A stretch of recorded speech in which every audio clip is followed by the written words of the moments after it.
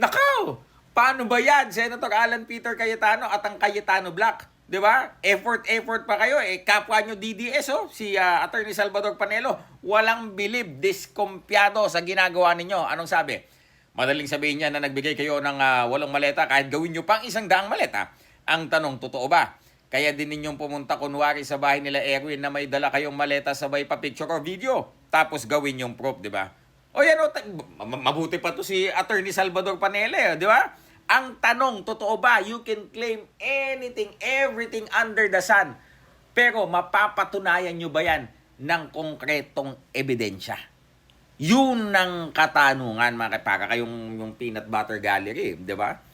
May ilalabas kaming video na expose na talagang magpapatunay na pinanood ng taong bayan. Meron na silang konkretong ebidensya.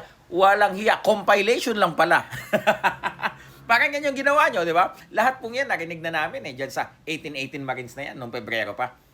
Di ba? Anong bago? Inulit nyo lang. Niresurface nyo lang. Nirecycle nyo lang. Di ba?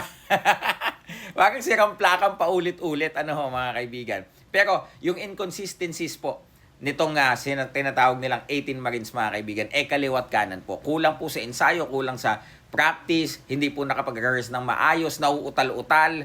'Di ba ho? The way na sabihin po nila yung kanilang mga statements, mga kaibigan, halata pong may script na sinusunod. 'Di ba? Yung mga picture na pinapakita, mga kaibigan. Yes, 'di ba? Nagpa-picture kayo sa mga politicians. Of course, yung mga public figure 'yan. Hindi naman malayo na talagang kung magawi kayo ron magpa-picture kayo, papaunlakan kayo. But the question is, can you prove it? 'Di ba? Meron ba talaga kayong konkretong ebidensya na yung mga yan nakatanggap ng maletang nagkakahalaga ng milyon-milyon piso? 'Di ba? Kasi kung wala, nagsasayang lang kayo ng kuryente sa Senado.